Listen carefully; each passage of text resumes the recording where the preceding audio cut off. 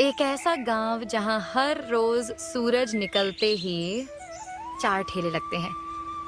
एक ठेला लगता है मटन का, दूसरा बिरयानी का, तीसरा देसी चिकन का और चौथा ठेला सबसे साधारण दाल चावल का। चमक धमक नहीं, न बड़े बर्तन, न महकते मसाले। लेकिन अगर गांव में किसी ठेले की सबसे ज्यादा इज्जत थी तो वो था रामू का दाल चावल। रामू एक ऐसा इंसान जिसके लिए मुनाफा जरूरी नहीं था, जरूरी था किसी का भूखा ना सोना।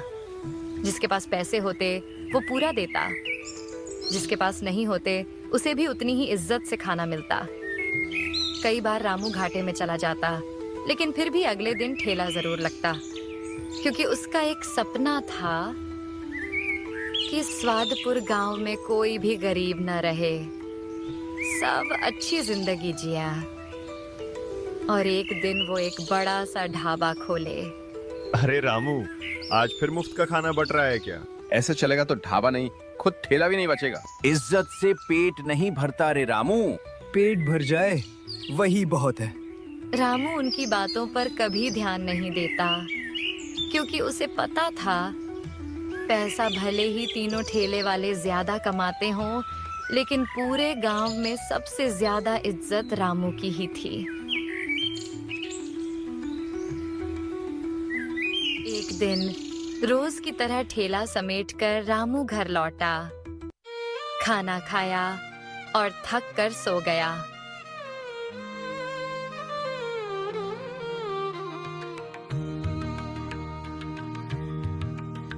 अगली सुबह लकड़ियां लेने जंगल की तरफ गया और वहीं उसने वो देखा जो उसकी जिंदगी बदलने वाला था। अरे भाई रुको, इसे क्यों काट रहे हो? अबे चुप कर, ये मेरा काम है, काटना और बेचना। तू अपना काम कर। लेकिन ये तो बहुत छोटा है, इसे छोड़ दो। इतनी चिंता है ना? चल पैसे दे और ले जा, फिर जो मन करे इसके साथ करना। रामू ने बिना सोचे जेब के सारे पैसे निकाल दिए और बकरे को अपने साथ घर ले आया। रामू बकरे को जंगल से घर ले तो आया, लेकिन उसे अंदर नहीं बांधा। उसने घर के बाहर सूखी घास बिछाई और ताजा चारा डाल दिया। रामू के लिए ये बकरा कोई सामान नहीं था, ये एक जिम्मेदारी थी। डर मत, यहाँ कोई तुझे कुछ नहीं कहेगा। आज आराम कर। स्वादपुर गांव की गली फिर से जाग उठती है।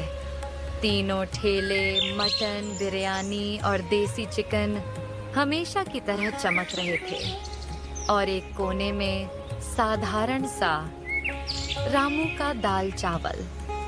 रामू भैया, आज बस आधी थाली दे देना, पैसे कम हैं। पैसे की चिंता मत कर, पूरा पेट भर के खा।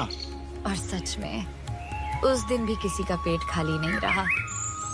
अरे वाह रामू, क्या दाल चावल बनाए हैं आज तूने।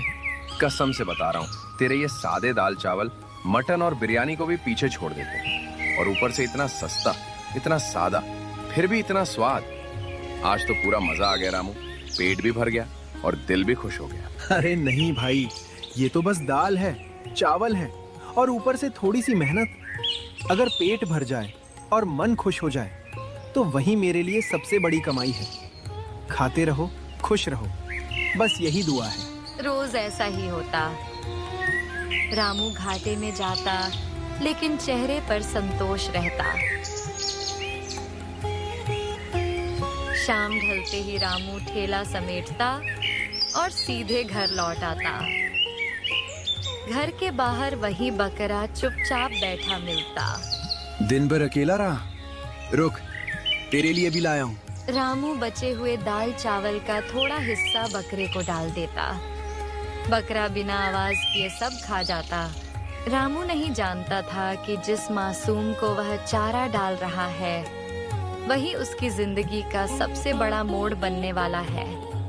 और ये भी नहीं जानता था कि बहुत जल्द ये खामोशी किसी चमत्कार में बदलने वाली है। रात हो चुकी थी। स्वादपुर गांव की गलियां अब धीरे धीरे शांत हो रही थीं। दिन भर भूखों को खिलाने के बाद आज रामू भी थक कर अपने खाने बैठा। आज भी भगवान ने किसी को भूखा नहीं रहने दिया। बस यही बहुत है। ये आवाज, बकरा? रामू बाहर आता है। आसमान से तेज बारिश गिर रही थी। बकरा भीग रहा था और ठंड से कांप रहा था। अरे रे, इतनी बारिश में कैसे रहेगा? आज तुम यहीं सो जाओ, कल देखेंगे। रामू फिर से सोने जाता है। तभी रामू, उठो, मेरी बात सुनो। कौन है? कौन बोल रहा है? डरो मत, यहाँ मेरे सिवा कोई नहीं है। ये क्या? तुम बोल कैसे सकते हो? क्योंकि मैं साधारण बकरा नहीं हूँ, मैं जादुई बकरा हूँ। रामू की आंखें फटी की फटी रह गईं। उसका शरीर जैसे जम गया हो। मैं मजाक नहीं कर रहा, मैं तुम्हारी सच्चाई देख चुका हूँ। तुम्हारा सपना ढाबा खोलना, गरीबों को खाना खिलाना, मैं तुम्हारे इस सपने को पूरा कर सकता हूँ। कैसे? तुम मेरी क्या मदद कर सकते हो? अगर तुम मुझे मारकर मेरे मांस का मटन बनाओगे तो एक दिन के लिए वो मटन कभी खत्म नहीं होगा। जितना चाहो लोगों को खिलाओगे, कोई खर्च नहीं और मुनाफा बेहिसाब। नहीं, मैं ऐसा नहीं कर सकता। मैं किसी की जान नहीं ले सकता। डरो मत, मुझे इसी काम के लिए बनाया गया है।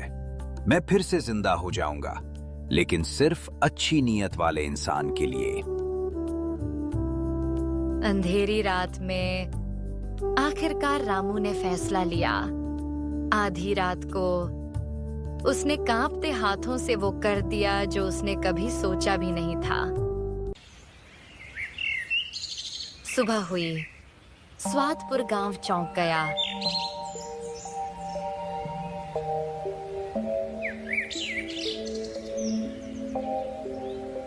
अरे ये क्या?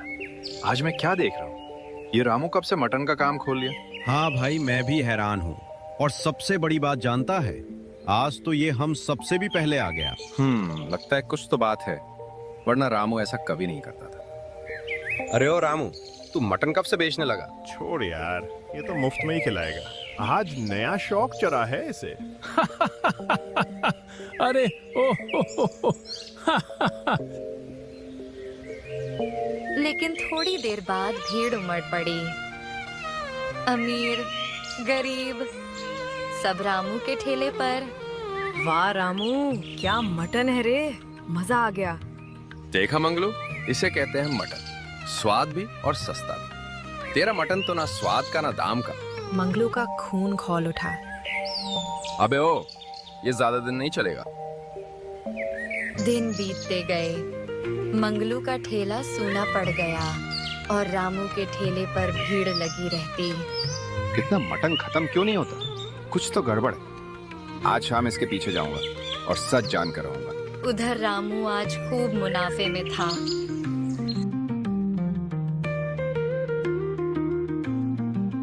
मंगलू को जब पूरा यकीन हो गया कि रामू के मटन में कोई बड़ा राज छुपा है, तो उसी रात लालच उसे चैन से बैठने नहीं देता और अंधेरे में चुपचाप रामू के घर पहुंचा, ये सोचते हुए कि आज वो उस सच को देखेगा जिसने रामू को भीड़ और उसे खाली ठेले का मालिक बना दिया। मंगलू ने देखा, जैसे ही रामू ने बकरे को काटा, एक छोटे से शरीर से ढेर सारा मांस निकला। ये कैसे? ये जिंदा कैसे?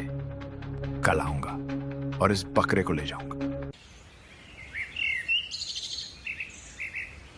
रामू ने अपनी मेहनत से कुछ ही दिनों में अच्छा पैसा कमा लिया और अब उसने अपने सपने की ओर पहला कदम बढ़ाते हुए ढाबा खोलने का काम शुरू कर दिया। अगले दिन भी रोज की तरह रामू अपना मटन का ठेला चला रहा था। भीड़ लगी हुई थी, लोग लाइन में खड़े थे। दूसरी तरफ दो ठेले वाले बस उसे गुस्से से घूर रहे थे। लेकिन आज एक ठेला नहीं लगा था, मंगलू का। मंगलू आज ठेला लगाने नहीं आया था। वो एक फैसले के साथ रामू के घर पहुंचा और मौका देखकर बकरे को उठा ले गया। अरे ओ बकरे, तूने जितने दिन रामू को फायदा दिलाना था दिला दिया, अब बारी मेरी है। अब तू मेरे लिए काम करेगा। मैं बहुत अमीर बनूंगा, समझा? पागल है तू। तू बहुत बड़ी गलती कर रहा है। रुक जा मंगलू, मत कर ये। इसका दंड बहुत भयानक होगा। अबे चुप कर, मुझे कोई दंड नहीं मिलेगा। चल अब कटने के लिए तैयार हो जा, आज से मेरी किस्मत बदली। बकरे की बात सुनने के बाद भी मंगलू नहीं रुका। जैसे ही उसने आगे कदम बढ़ाया, ये क्या हो रहा है? मंगलू की आंखें बंद होने लगी, सांस घुटने लगी। नहीं, कोई है, बचाओ। उसने खुद को बचाने की बहुत कोशिश की, लेकिन लालच ने उसे बचने नहीं दिया। मंगलू मर गया। ये बात पूरे गांव में फैल गई। मंगलू मर गया, लेकिन कैसे मरा ये कोई नहीं जान पाया। रात को रामू घर लौटा। खाना खाने बैठा ही था कि बकरा उसके सामने आ खड़ा हुआ। बकरे ने मंगलू के साथ हुई सारी बात रामू को बता दी। हे भगवान, ये बहुत बुरा हुआ। कहीं ना कहीं इसकी वजह मैं ही हूँ। नहीं रामू, ये नियम था। जो कोई भी मुझे जानने के बाद सिर्फ लालच में मुझे काटेगा, वो नहीं बचेगा। जिस दिन तुमने मुझे जंगल में बचाया था, अगर वो आदमी मुझे काट देता तो उसे कुछ नहीं होता, क्योंकि उसे मेरे बारे में कुछ पता नहीं था। लेकिन तुम्हें सब पता होने के बाद भी तुम लालची नहीं बने। तुम वही करते रहे जो शुरू से करते आए थे, इंसानियत। लेकिन मंगलू, वो मेरी वजह से मरा। मैं ये बोझ नहीं उठा सकता। सुनो, तुम अब यहां से चले जाओ। इस गांव में और भी लोग हैं जो लालच कर सकते हैं। अगर उन्हें सच्चाई पता लगी तो वो भी मारे जाएंगे। मैं फिर से दाल चावल ही बेचूंगा, कोई बात नहीं।